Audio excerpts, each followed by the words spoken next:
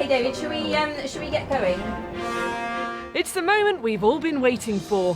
Well, it will be on Thursday night. And cue David, it's 10 o'clock. So, it's 10 o'clock. And that's when the polls close. The results will be counted by local authority area.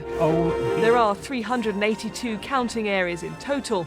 Unlike a general election, there's no exit poll. That's because, put simply, it's virtually impossible to be accurate.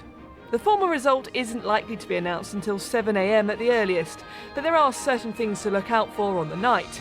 And who better to ask about what to expect than the people who've been busy practising what to expect. Jeremy, hello, fancy seeing you here. Ellie, in our virtual Downing Street, how about that? Excellent. Can you walk me through what's going to happen on the night? Yes, now come to this end, because the first results we think will be classically Sunderland and Newcastle. So we're going to start to see them coming in at the end here, and we have blue for Leave and yellow for Remain. They'll be building a path down Downing Street. 2 a.m. we think Oxford, a very Remainy kind of a place, so we'll see whether they come in for Remain. Then by 3, interestingly, City of Durham, which is more of a 50-50 place. It'll be interesting to see which way the wind is blowing there. And then the big cities, the big numbers, Birmingham, Manchester, Newcastle. By 6 a.m, Liverpool, we think. And then a result, there's a kind of dotted line along the floor by number 10, which we'll put down there, which will be the crossing the line. He's the man with the inkling and the green screen. I'm going to leave you to it because this is slightly blowing my mind.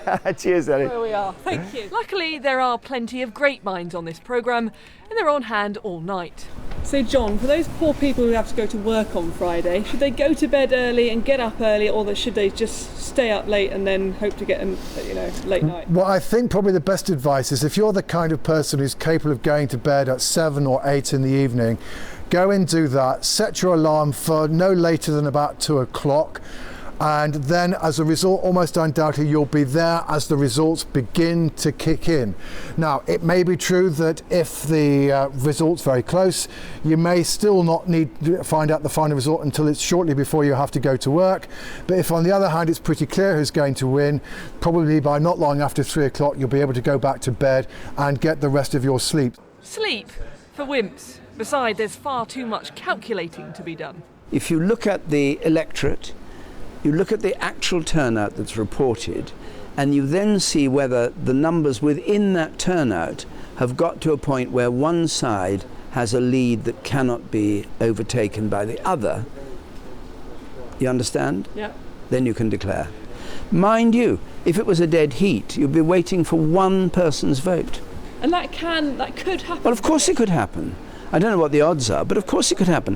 One vote determines it. The results programme will be on until 9 a.m.